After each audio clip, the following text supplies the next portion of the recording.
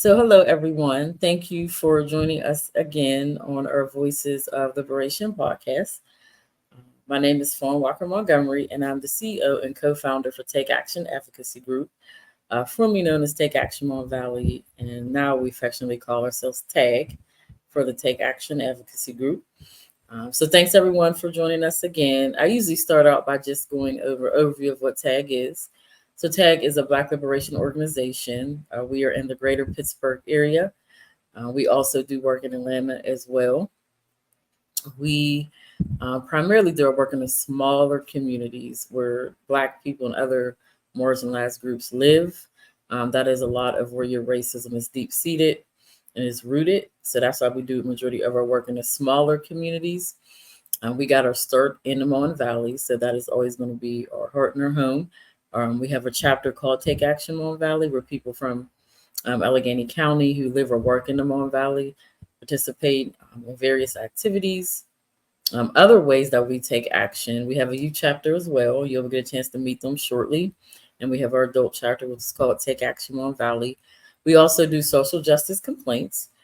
We like to describe it as the police has the system and the people have us. So we're there to work with everyone and navigate them through the criminal justice system, legal assistance, court support, whatever we kind of have capacity to do. Sometimes those will turn into vlogs where we do our storytelling, and you'll see those on our websites, on our website. And then we also do this podcast, which is a part of our storytelling as well. We support various social justice initiatives, but whatever we do, we are always in the Black liberation space. So we put Black people first. We are focused heavily on environmental justice this year. As far as what we're focusing on, we have a McKeesport Get Out There Lead campaign. We're a part of the environmental justice table, working on various other things for environmental justice. We do a lot of work around police violence. We have an ongoing lawsuit presently with the city of McKeesport and Allegheny County in regards to how the police kind of seized McKeesport a few years ago when one of their officers was shot. Officer did survive, but the retaliation on the community was unjust. So that is a lawsuit that we have ongoing now. So you can go to our website, find a little bit more about us. We'll make sure we put that in the chat just to learn a bit about what we're doing. Voter engagement is something we're focused on now as well. We have several events that we're working on now here in Allegheny County. We have a lot of voting events that we have coming up that will be focused on voter engagement. So we'll put those flyers in our website as well. In the chat as well, people to find out more about those. So the topic today, which is really in line with what I just talked about, is voting. And we wanted to bring on our youth chapter so we can have an open conversation with them about voting from a youth perspective. So that's who our guests are today. So I will welcome our youth chapter to talk to you all about voting and voter engagement. So, hello. Hello. Hi. So I'm just going to start by having you all introduce yourselves. Just say your name, if you're in college or if you're in high school, and then we'll get you started with the questions. So we'll start with Grace. Hello, everyone. My name is Grace Walker. I am in college. I'm a junior business information technology student that attends North Carolina A&T State University. Hello, I'm Mariah Wilson. I am a first year student at the University of North Carolina at Charlotte. I am a pre-nursing major, soon to be biology major. I'm Milana Walker. I'm a senior at McKeesport. Thank you all for joining us. So my first question is, why do you all think voting is important? And I'll start with Grace. I think voting is important for many reasons, but especially I think voting is important, especially for the youth, because it's important and it's an opportunity to shape the future that we want to live in. Often, young people feel like their vote doesn't matter or that their voice is drowned out by the older generations, but every vote really contributes to the bigger picture. And social media can sometimes mislead us into believing that voting isn't worth our time or that it won't lead to any real change. However, when we participate, we are actively taking part in something bigger than ourselves, influencing decisions that will directly affect our communities, education, jobs, and climate policies.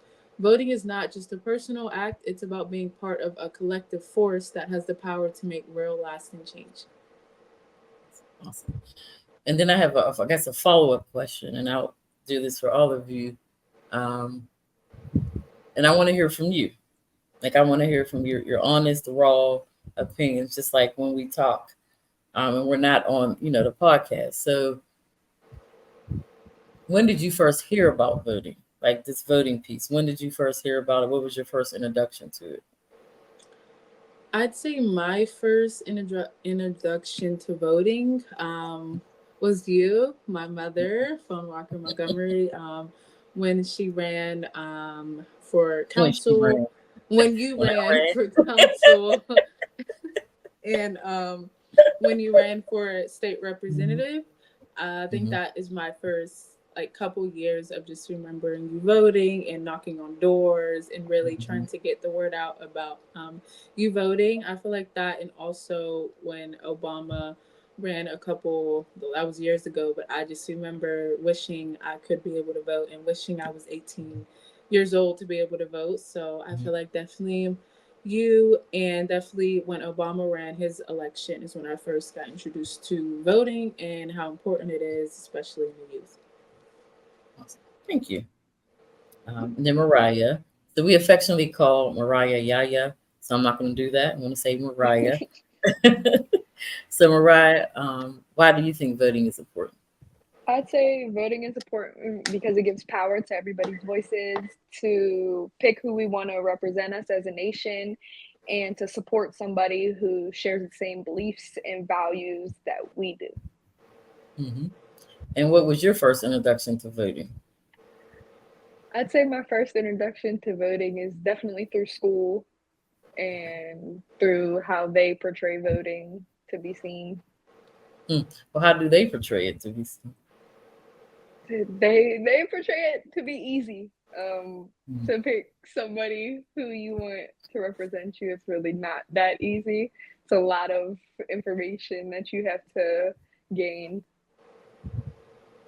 So you're talking about with like the school elections, they present it to be easy in that regard. Yeah, they present it to be just you pick one or the other, and it's definitely not how it is. So now that you can, because you can vote now, it's not that easy. You're saying, Nope. yes, yes, yes. So I have a follow up question for that before we end. But thank you, Mariah and Ilona. Why is voting important? I think voting is important, especially for like people who are like around my age, which is like 17, turning Mhm. 18. I feel like it's important because like on social media, for example, we always have a lot to say about what's going on in the world, but also don't do anything about it. And I feel like with voting, you have the chance to have a say in what goes on in wherever you live or with your life and stuff. And I Mhm. feel like if you were to vote, you can put power to that, like to what you agree with. Thank you. And what was your first introduction to like hearing about voting? Honestly, I would say like TV or like the news, like hearing, Mhm. being at my grandma's house and hearing the news talking about Hillary Clinton and stuff like that. Okay. I don't know. I always remembered her name. I do. Cool. No, that's correct. Cool. Awesome. All right. So the next question is, so when it comes to voting, and I know you all have been involved because you're in a U chapter. People be running and they'll make campaign promises in their community. They'll say they're going to do this, that, and the third. So, have you noticed any changes in your community that are connected to voting? So, in other words, has the hood changed any? For me personally, honestly, I haven't noticed any major changes in my community. Born and raised, obviously, in McKeesport, but that were directly influenced by voting. For example, when I attend city council meetings or community events, which I've done a lot and I've been doing since I was a little girl, it feels the same issues keep coming up. For example, buildings that should have been torn down, but they still stand, and the potholes on the street that remain unfixed. I every single time I go to a council meeting, someone, is complaining rightfully about their tires being messed up because of the potholes. For example, there was one going up to the Duquesne Bridge. I think they might have fixed it by now, but I know that wasn't fixed for a while.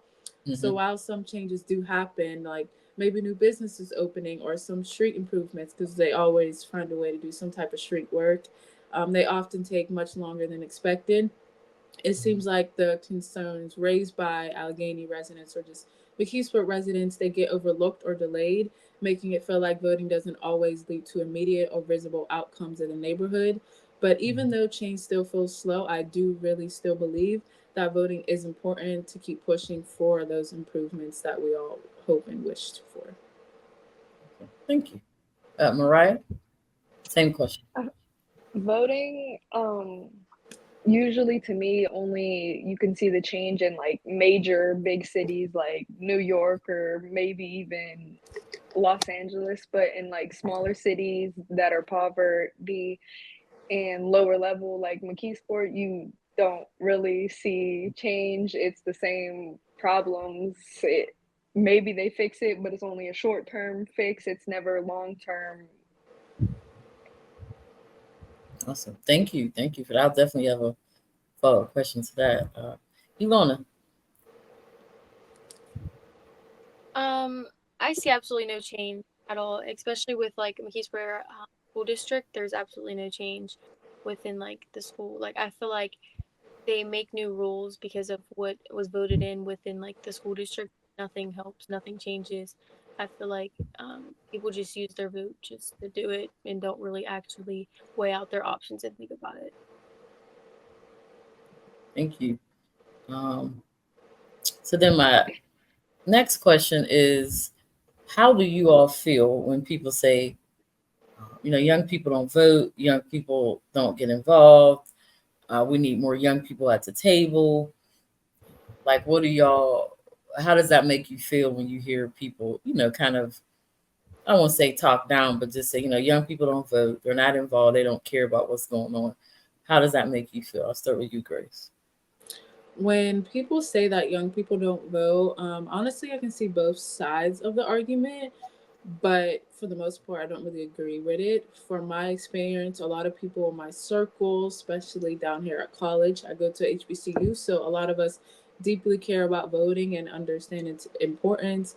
For example, for the presidential debate that Trump and Biden had, and Trump and Camilla, we had a lot of voting parties that a lot of people held, so that's another reason why I think that a lot of young people really do care.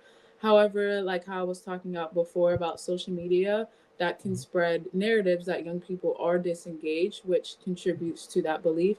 One thing I know about Gen Z is that we're not afraid to speak up and challenge the status quo, especially, for example, maybe on TikTok or Instagram. There's a lot of influencers, is what they call now. So there are a lot of influencers out there, just people on TikTok talking about the importance of voting and all of that.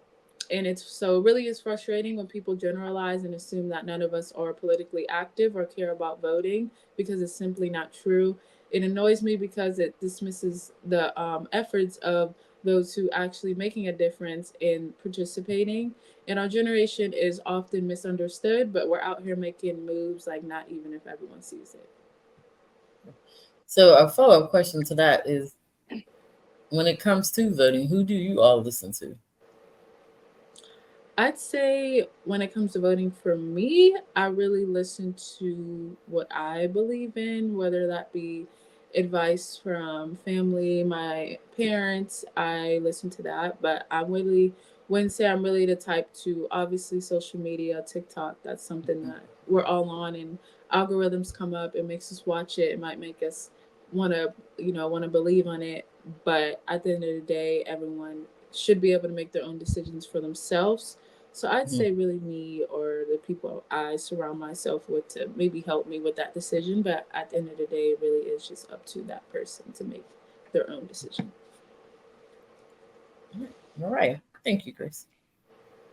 It's concerning when people say that the youth don't vote However, I do think that's not true. I just think older generations dismiss the thoughts and presence of the younger generations because sometimes our thought process doesn't align with how older generations think because we were brought up differently throughout like the upbringing of technology and how the different platforms that we can voice ourselves through. Mhm.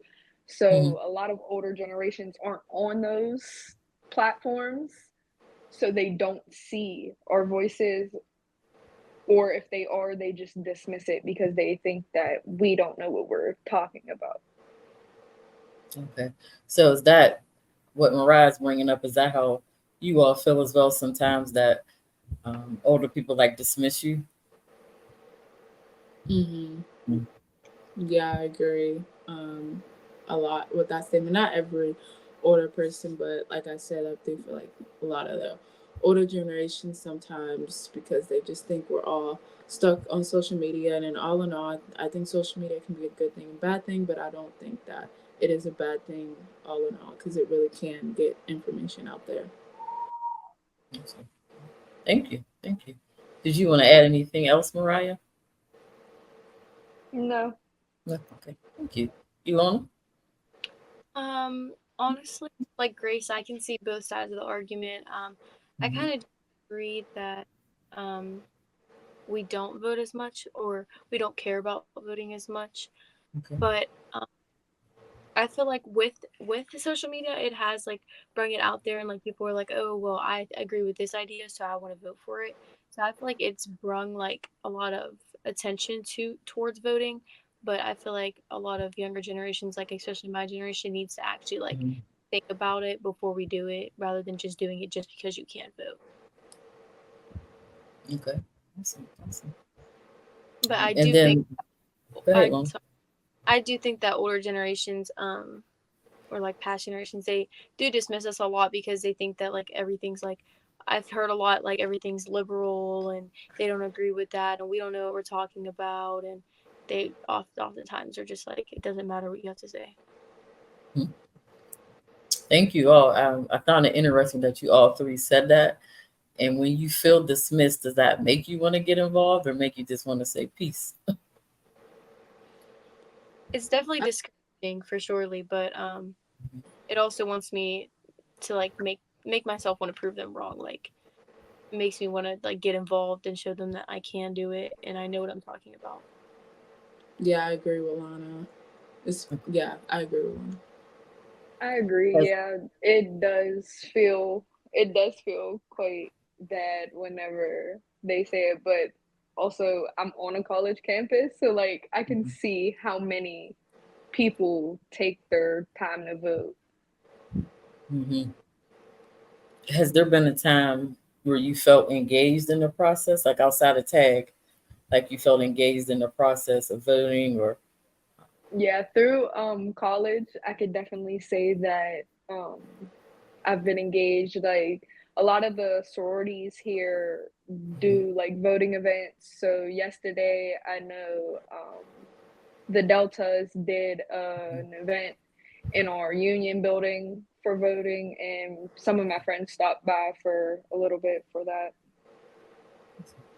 Yeah, I agree with what Mariah said.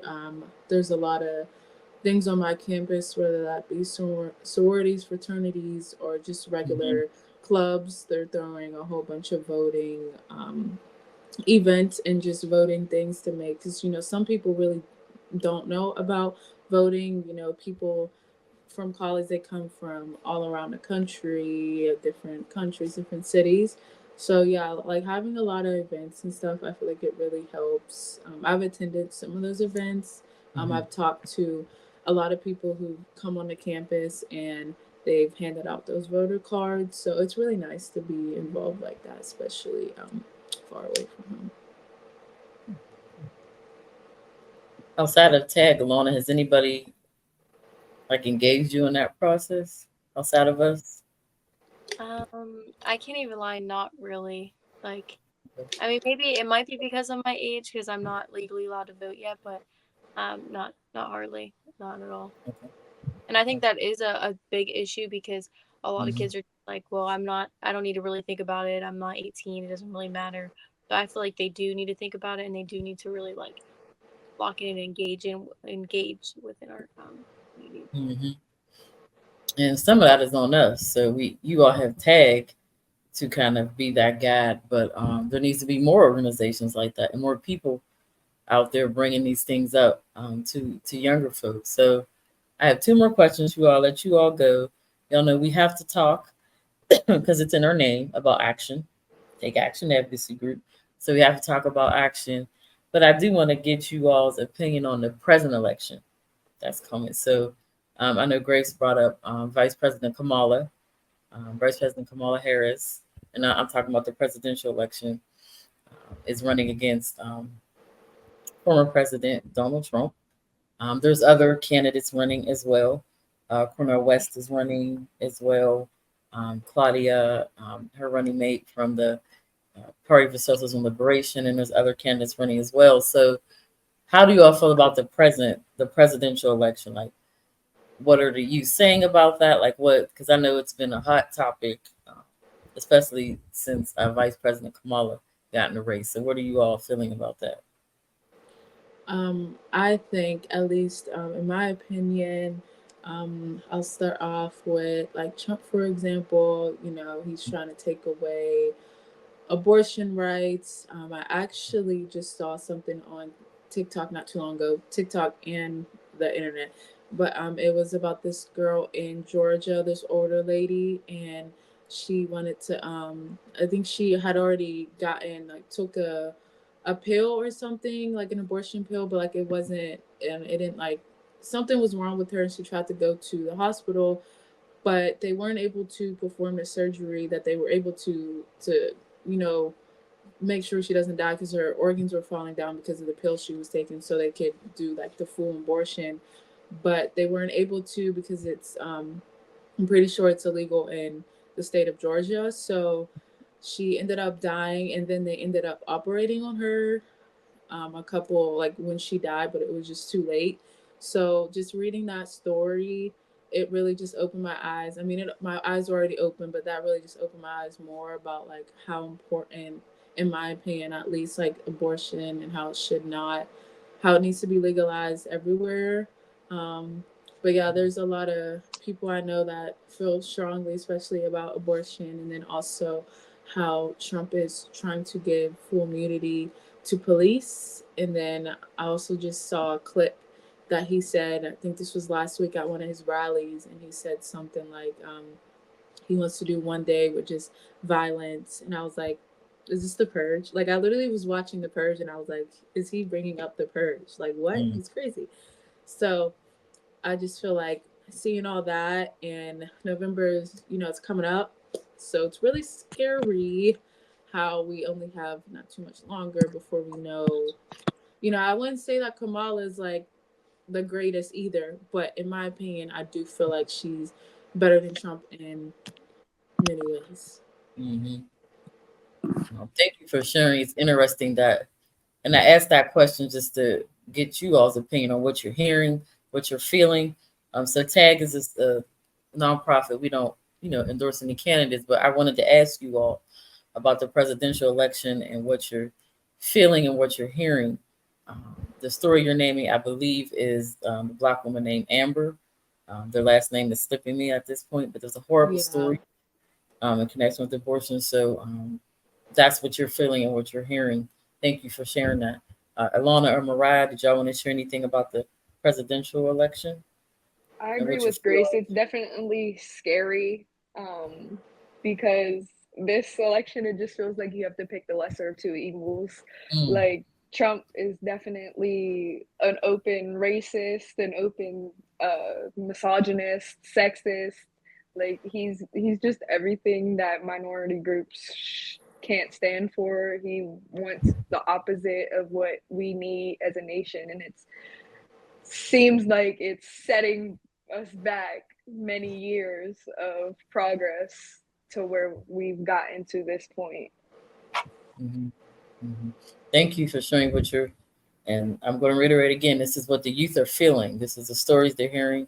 This is what they're feeling, not endorsing any particular candidate, but just this is what they're hearing and this is what they're feeling. Ilona, I didn't know if you wanted to add.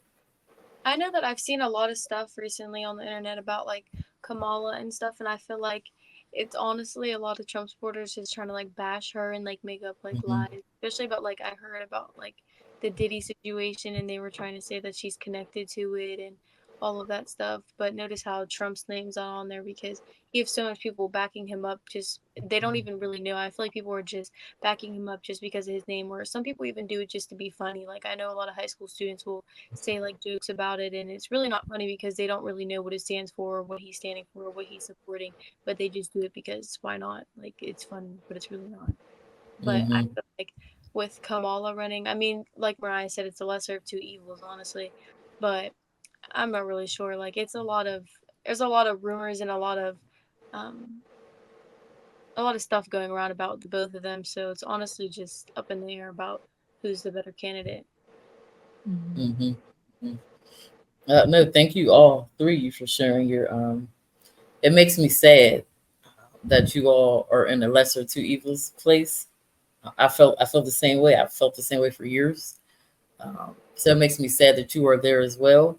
But I also have hope in you all, and in TAG and organizations like TAG and youth that we can eventually change that. Um, so there are other candidates running. So we're there, but we're not there because we do have other options. There's other people running for president. I named some of them earlier: Cornel West, Claudia, and her people with the PSL party. Jill Stein is with the Green Party. There are third party candidates running as well. So it can always feel like we're put in a lesser two evil situation, and that primarily comes from the masses and the messaging. You're only hearing about the two major parties, but do research. There's other candidates out there. Make sure you look at them and see where you align. See who aligns with you. Um, some of those candidates you have to make sure they're throwing a ballot in your state, but look them up, find out information about them. So you don't have to be in a lesser or two evil situation. It doesn't have to be either or situation. There's other folks, other folks out there. So just kind of put that out there. And then to kind of close out, I heard you all say a couple things about, voting isn't easy. Like it looks in like your high school election or your middle school election. Um, and I think that's good that you recognize that because some people do think it's easy and they can just maybe go ask somebody or Google two people's names. But do your research. I always tell people that. Set this tag. Do your research on each candidate and make sure that they align with what you believe in. Um, Candidates have websites. I always tell people look at what the candidate did before they ran, because that's going to tell you what they're going to do when they get in there. People can tell you anything when they're running for office. So look up what they've done before. Most people have some kind of community or political experience. You can look at what they've done, what they believe in. People do grow and change as well, and they evolve. But look at what they've done before, and that'll let you kind of know: is this somebody I could vote for? Is this somebody I can support? So the last question is like around action. You all brought up the fact that you don't see a lot of changes in your community. So I want to know, what do you all think can be done about that? And then how can we bring more young people into the process and just not voter, but civic engagement? Because when TAG does our engagement work, we're doing it from a civic engagement standpoint where we're teaching people how things are structured, telling them about voting, but voting is just one piece of the civic engagement. So from an action standpoint, what do you think that we can do about no changes being in the community, and how can we engage more young people? And we can start with you, Grace. Okay, wait. So the first question, how can The question is, y'all said there's not a lot of changes done yeah. in the community. So why, and what can we do about that? Like, what can we do to address that, and how can we engage more young people? I think what we can do to address the change really, within the youth and just in general, I think really is, I would say, hold more events, but I really do think that a lot of, there are events, and I know there are events that Tag does, but Mhm. maybe just hold more events where people, because I feel like some people don't know really what's going on all the time. So really, I know some people don't like to use social media, but in reality, especially in 2024, social media is just something that people have to get used to, and that's something that's a lot of what everyone has nowadays. So I feel like, honestly, I feel like we should all like start using social media more to get stuff out, but also just be more active, in your community or whatnot, because I think people really are able to engage better in person, in my opinion. And yeah, within the youth, basically the same thing. I feel like just really being able to sit down and talk to the youth in person is really the best way to go, because I feel like that's the best way for them to really be able to say what they want to say in Mhm. person. Thank you. Mariah? I think we need to start becoming proactive instead of reactive. We need to educate beforehand instead of just after changes aren't being made, trying to do something.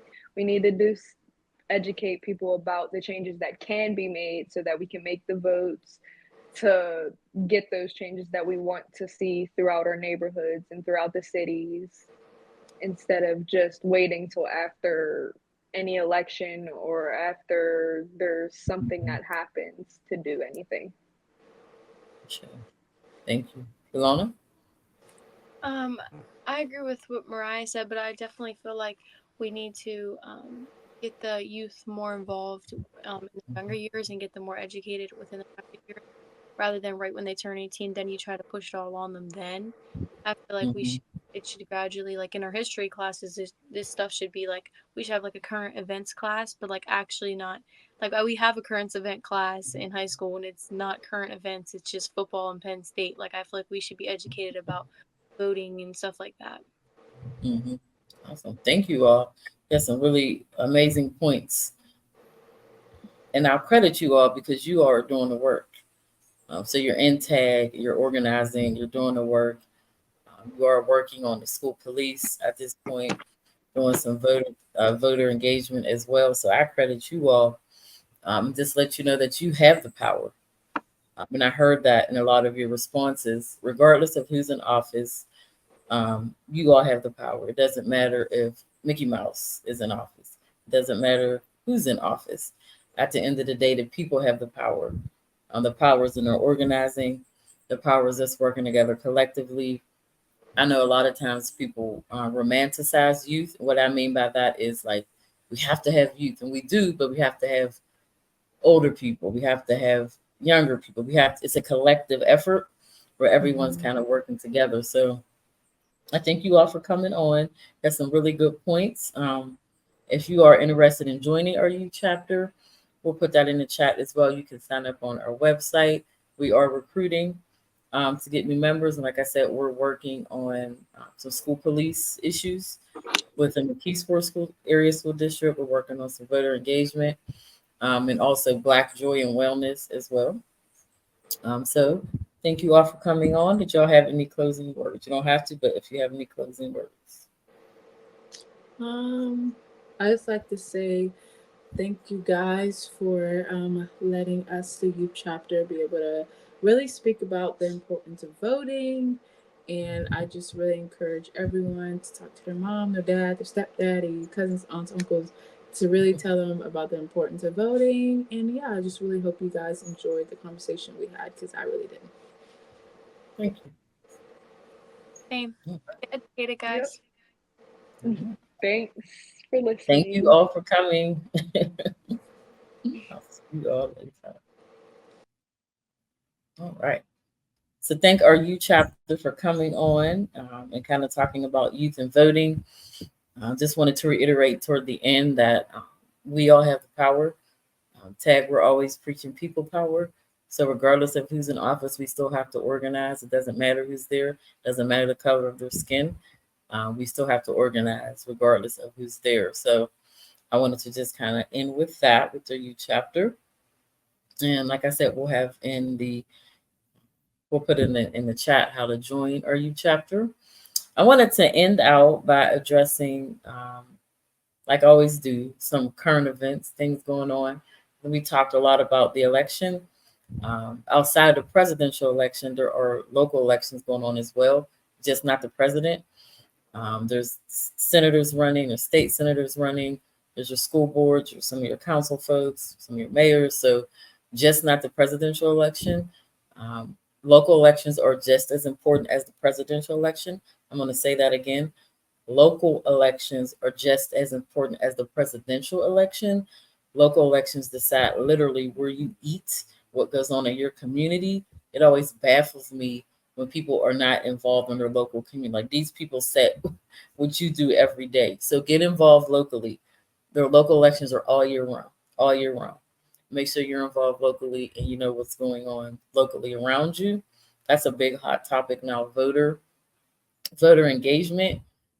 And I feel like I say this in every podcast, and I'm gonna say it again. Engagement is a year-round piece. It is not something you just do during election season. And then there's like this overkill now of calls, texts, canvassing, and messaging that we should be doing all year round. That organizations like TAG do, the smaller ones, because we're out every year around knocking on doors, talking to people. Engagement is not rushed. It is not urgent, and it is not 2 meetings, and it is not 2 events.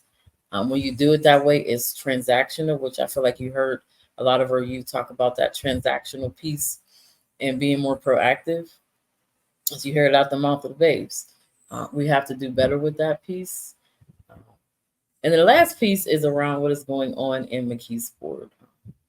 And I wouldn't say it's just McKeesport. There are around the world, I would say, skeletons are popping out of the closets when it comes to people in power.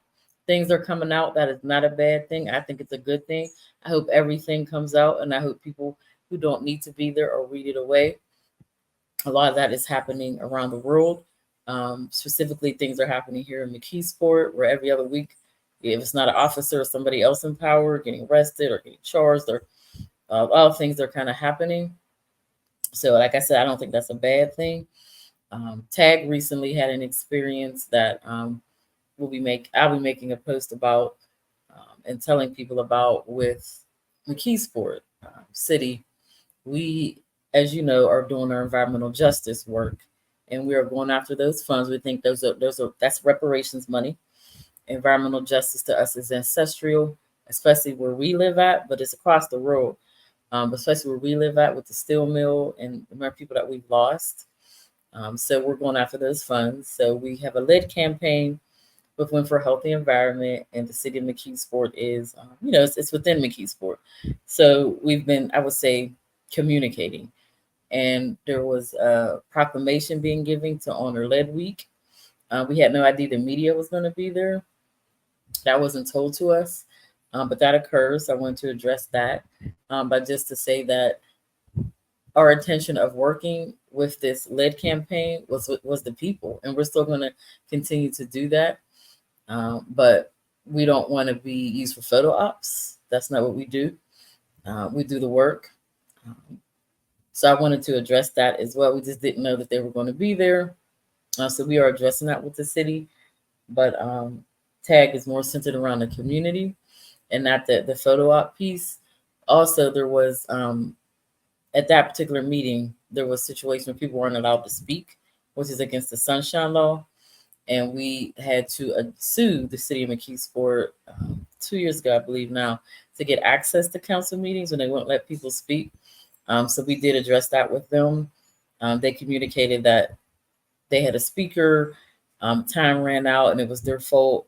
So I said, okay, but in this November meeting, we're going to be pushing people to speak up, and they have to let people speak. You cannot let people speak at a meeting. It's a public meeting. In Pennsylvania, there's a law called the Sunshine Law that if you come to a council meeting, they have to give you opportunity to speak, and they have to post it. So the way it is, if you come before 7, there's a sign-up sheet, you sign in to speak. People got there like 6:45, but I guess they had a presenter. That presenter ran till 7, they wanted to sign up and they're like, oh, it's too late. That cannot happen. That's a violation of the Sunshine Law. We are addressing that with the city of McKeesport. They're communicating that next month everyone will be able to speak. If not, we will sue them again. We did that before and we'll do it again. So I wanted to address that because we got calls, people saying we're not allowed to speak, and everyone is allowed to speak at these meetings. So I wanted to address that as well in regards to our communication, the way we work with municipalities or cities. We're not there to actually do the work. If you do things like not let people speak at meetings, we gonna call you on it, regardless if you're giving us a proclamation or not, because that doesn't buy our silence. Nothing buys our silence. We do this work for the people. We are the people, and we're gonna make sure that people's voices are heard. Situations like that in smaller communities, and we recognize that sometimes we have an adversarial relationship with the city, but so what? We have to have that sometimes because we have to make sure that we are applying pressure to make sure that the people of the city get what they need and get what they deserve. You heard her, you say, we don't see the changes in our communities from our school board, from our council. So we need to make sure that we are advocating regardless of who's in office. So I wanted to address that. I want to close out with talking about community engagement. I always do this. We have people coming into the Mon Valley and all these smaller communities trying to do engagement and wanting to include us in the process. I say to those people, reach out to us and ask us what we want. Just don't come over here and think you know what we want. There are a lot of times where we're going to ask for funding and y'all just to leave us alone. We don't always need people to be directly involved, and we're not puppets. We're not sideshows. We don't want to be treated that way. If you're going to have listening sessions, it needs to be incentive-based. You need to explain to people why you're doing it, what you're doing with our information. It is extremely traumatic. I'll say that again. It is traumatic to have us come tell our stories over and over and over and over again and do nothing with it. Anytime TAG does that, we let people know why we're doing it and what we're going to do with the information. So if you're going to come over here and engage us, we do have rules of engagement, and we have to have those. We have to make sure that our people are getting what they need, because for so long we have not gotten that, specifically here in the Mon Valley and other small communities across the world. We show solidarity with the people in Congo, the people in Haiti, people in Palestine, the people in Sudan, the people across the world who are dealing with genocides, who are dealing with tragedies, like we're dealing with here in America. So we show solidarity with them, and I wanted to definitely bring that up as well. That is the end of our podcast. I thank you so much for joining us. Next month, we are going to be talking about a program specifically for Allegheny County, which is one of the areas that we organize in within the greater Pittsburgh area. There is a program out there for transportation assistance with our local bus service for SNAP recipients. And one of the issues when you're organizing in smaller communities is that the resources just don't get to us. So we want to start to put that out there. So we're going to have somebody from Pittsburgh or some public transit come on to talk a little bit more about that program. But thank you all for joining us. Peace.